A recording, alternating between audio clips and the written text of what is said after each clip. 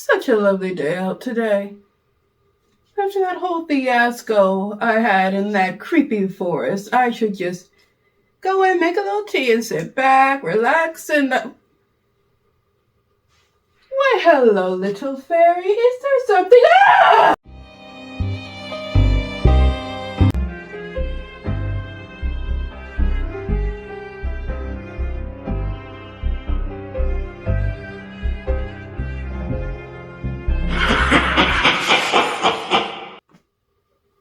Hello, my lovelies. I am Madam Crystal Butterfly, and I am a little miffed. Because this fairy flew into my garden. She was flying a little haphazardly. I thought she might be a little hurt or something. But when I speak to her, she opens up this flash presentation about how I should buy a timeshare in the Bahamas. Honestly, these timeshare people, they're just ruthless. But if I learned anything from C.A.Deegan's The Cracklock Saga, it's that fairies are a little tricksters, so really shouldn't have been surprised she tried to trick me that way. Oh, what's the Cracklock Saga? It's an interesting story about the Fae. And no, wait.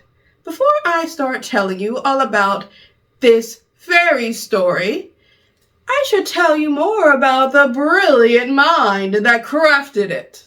When Craig read fairy stories to his daughter, he noticed a lot of the stories were boring and derivative. Yes, authors get inspired by other authors to write stories, but when those stories are basically a cut and paste of the original story, it gets boring. For example, when I wrote my story, Curse the Frog Prince Part 1, when I was getting early feedback about my story, one person said I should have made my story more like the original Frog Prince story. This comment really rubbed me the wrong way. I had received other feedback with critiques about my story, but this one just bothered me. Similar to how Craig was triggered by the fairy stories, because I was basically being asked to copy and paste the Frog Prince story instead of doing something new with the concept. To be completely honest with you, my lovelies, I am grateful those children's fairy stories aggravated Craig, because if they didn't, he might not have started thinking about doing something different with the concept. Craig had started questioning, what if someone didn't like fairies to the point that they absolutely hated them?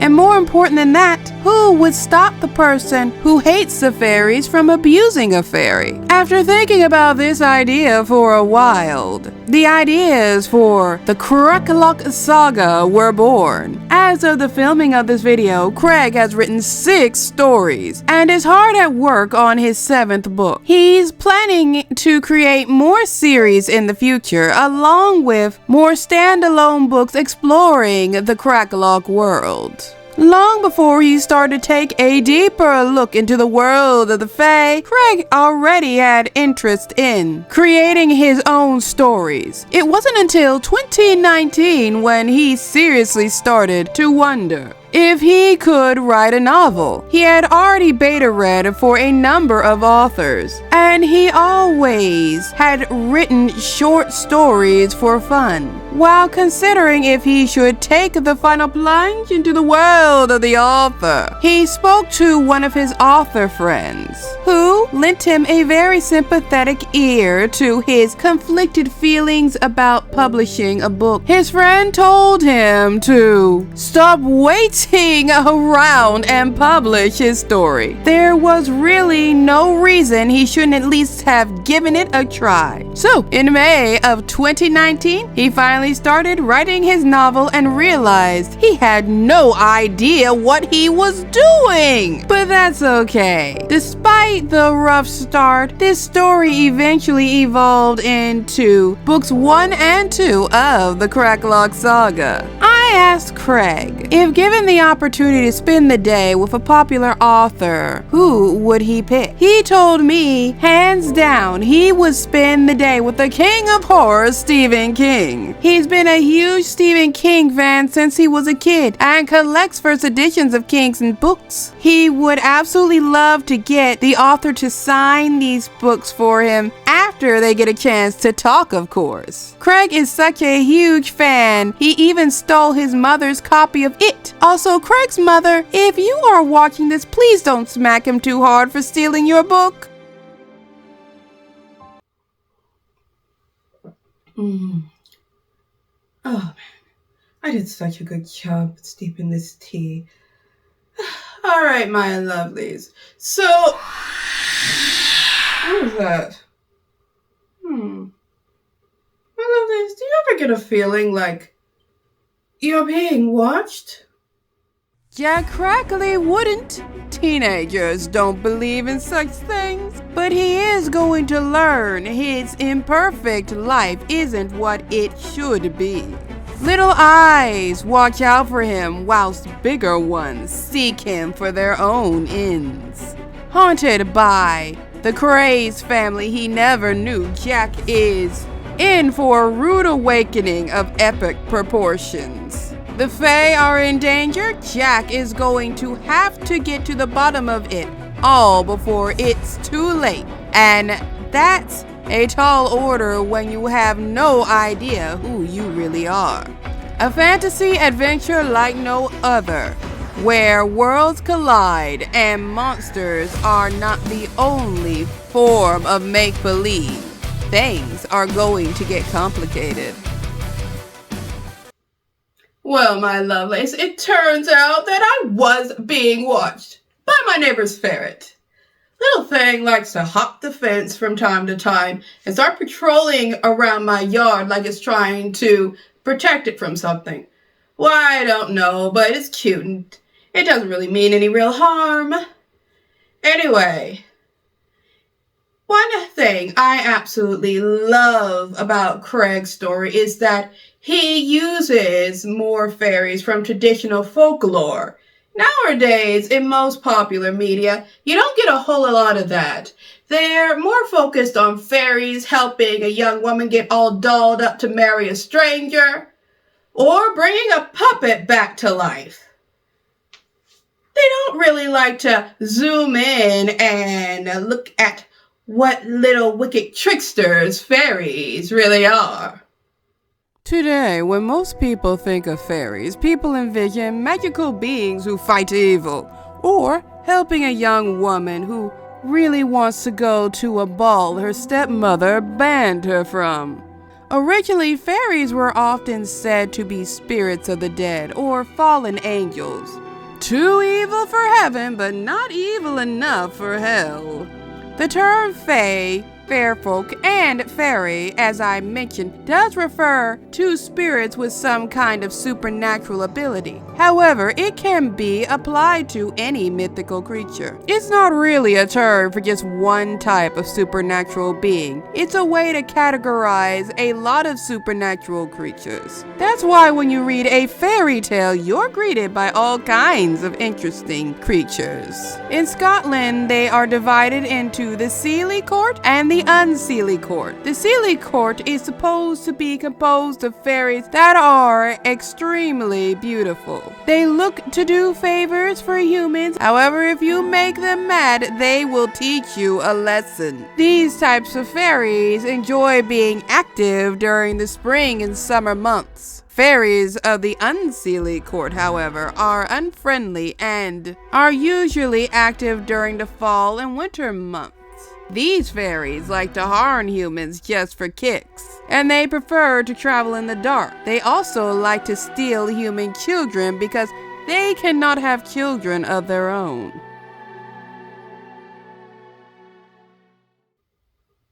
I brought up that little bit of fairy history partially because I am a huge nerd and I just love talking about things like that. It's just so interesting.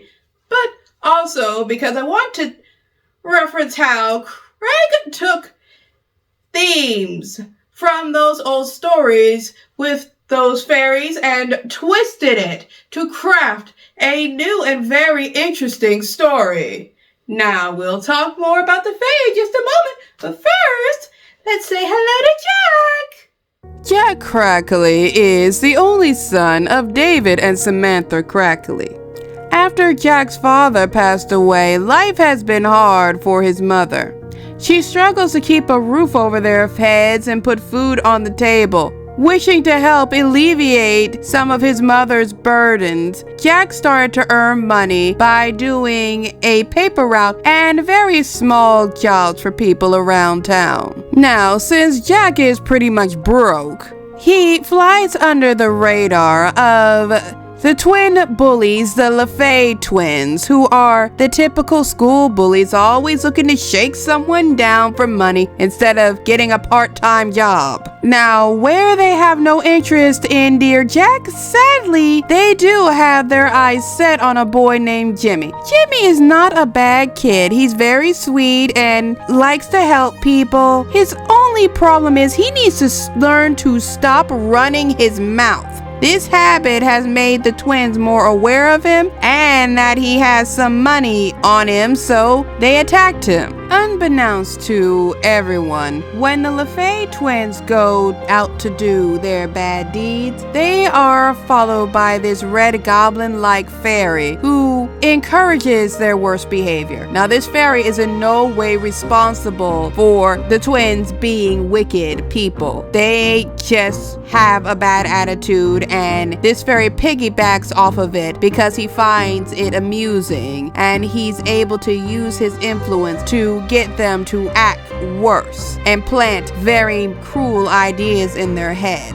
So when the twins are attacking poor Jimmy, not only are they beating him up, but this fairy is putting all kinds of wicked ideas in their heads to do even worse to Jimmy than they were planning to do. When Jack sees what's going on, he can tell if he does not say something, Jimmy is going to get severely injured or worse. He steps up to the twins and gets their attention away from Jimmy, but he does get banged up in this process when the twins attacked him. Thankfully, the gym teacher sees what's going on and puts a stop to all of it. Jimmy and Jack becomes friends after this encounter, and even though they would like to hang out after school, Jack needs to go help one of his patrons from his paper route move a table. If you want to know more about these dastardly twins and Jack's new friend Jimmy, then I suggest you grab a copy of this story. You'll be grateful you did. Jack's patron who needs his help to move this table is a seemingly kind old man, Mr. Binks. After Jack helps Mr. Binks move the table, things take a turn for the worse because Mr. Binks' attitude becomes more aggressive. He is overly insistent that Jack take more money for the job than was originally offered and that Jack have a drink of juice. I would like to take a moment to say, if there are any kids watching this video, I don't care if it is a family friend or neighbor. When adults starts demanding that you drink or eat something, do not do it. Make an excuse to leave or just get out of there. This is a sign that who you are dealing with may be up to no good, and it's best not to hang around and find out. Also, always make sure your parents know if you are going somewhere to do a job or help someone. It is extremely irresponsible not to let your parents be aware of where you are in case something goes wrong. Alright, so Jack's mother may have not had this conversation with him that I just gave you. If she did, he forgot about it, which is not good. Jack drinks the juice Mr. Binks insists he drank. Next thing he knows, he falls to the ground practically paralyzed. Mr. Binks starts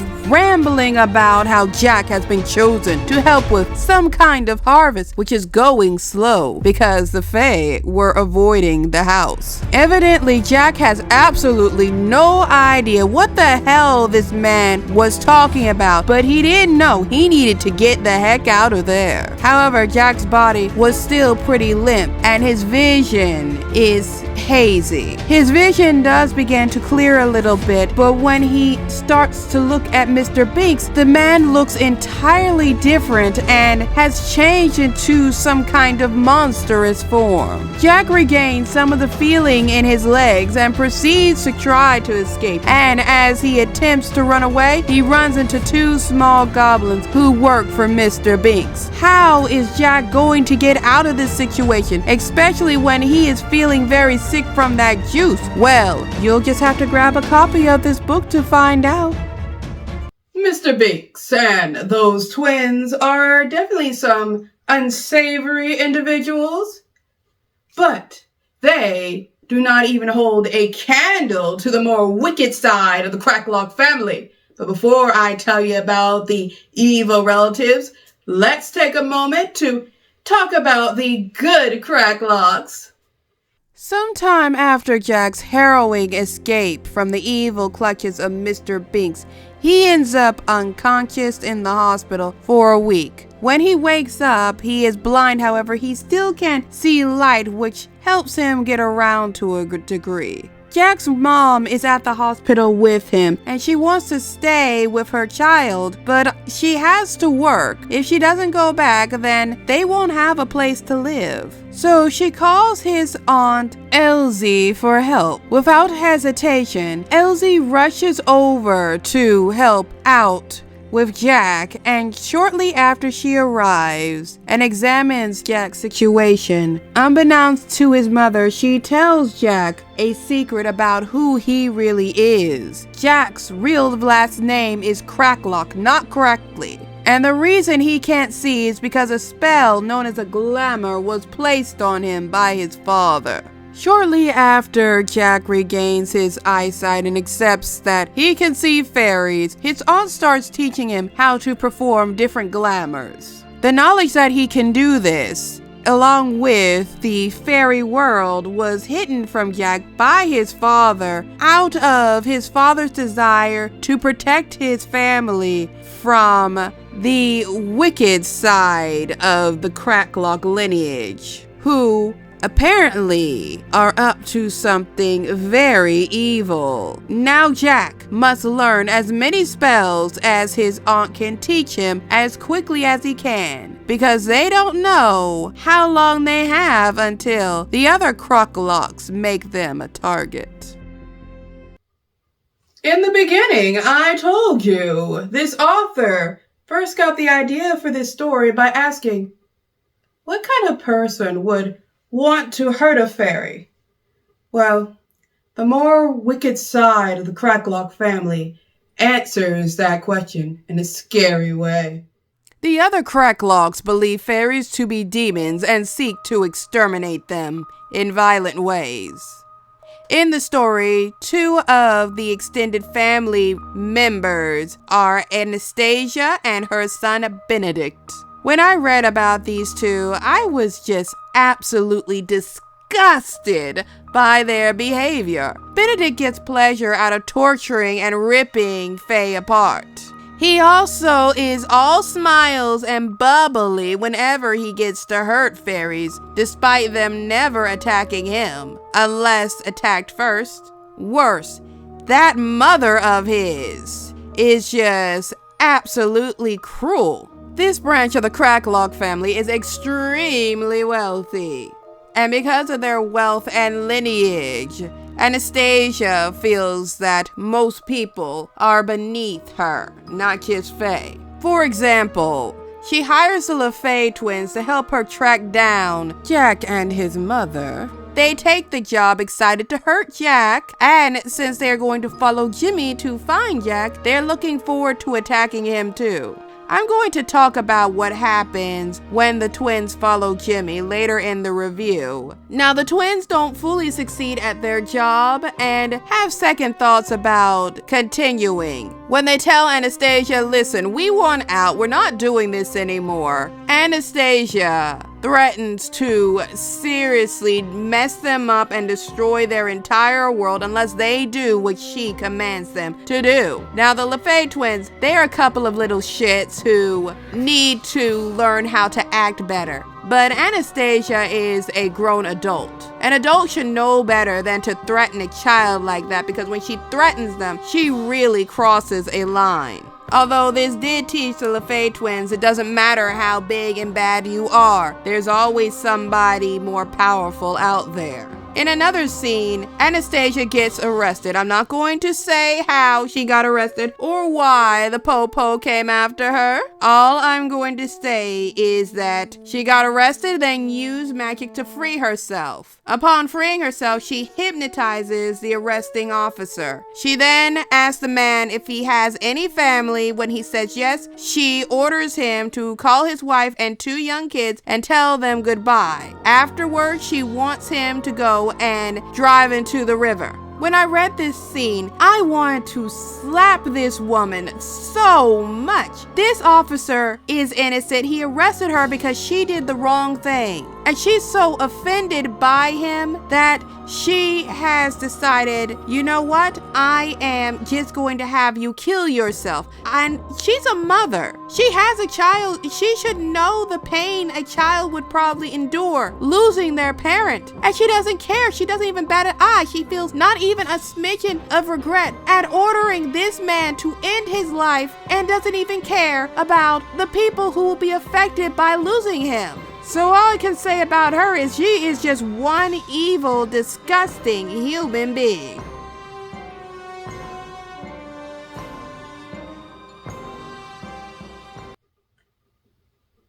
My, looks like it's almost time for me to start getting ready to go to the party. Really quick, my lovelies, since I've got to go soon, let me take a moment to gush about my favorite character in this story. Dorcas is a fairy that is known as a brownie. Brownies are known for playing tricks. However, for the most part, they like to clean people's houses and prepare meals in exchange for food and a place to sleep. Dorcas has been working for Jack's family for generations. She has a big heart and does her best to help out, but do not piss her off. Earlier, when I mentioned the LaFae twins were following Jimmy, they followed him all the way to Jack's house and then started to beat him. Jimmy was begging and pleading for help as the twins attacked him mercilessly. Dorcas heard Jimmy's screams. However, fairies are not allowed to reveal themselves to humans. If they do, they will be punished for it. However, she sees Jimmy getting hurt and she knows Jimmy is a very kind person. So she can't bring herself to just ignore the fact that he's being attacked. She doesn't make herself visible to the LaFae twins, but she does smack them around with her rolling pin, giving them both the whooping and the scare of their lives. This is one of my favorite parts of the story because these twins like to stalk and harass other kids and shake them out for money. It was fun at seeing these characters get what they deserve. Dorcas is not the only fairy in this story with some fun quirks, and I love how this author implemented different types of fairies throughout the story. My lovelies, the time has come for me to go to a party. But before I get ready to leave, I need to give you this story's butterfly score. So, when it comes to the Cracklock Saga Fae or Foe by C.A.Deegan, I am giving it the rating of 5 butterflies out of 5. My lovelies, this story was just absolutely thrilling and fun all the way through. From Jack discovering fairies exist and that he can do magic. And also, he's got a crazy side of his family about to do bad things and he's got to help everybody stop them. It was just fun, along with some overarching mysteries the author threw in. It's just fun. So I'm going to tell you, my lovelies, if you do not get this book, you need to ask yourself, why are you so mean to yourself? Like, what are you mean to yourself? This is a fun story and you're just sitting here denying yourself fun. Go and get a copy of this book and enjoy the ride. Now, my lovelies, very quickly, before I go, as many of you know, the YouTube algorithm isn't really all that kind to its creators.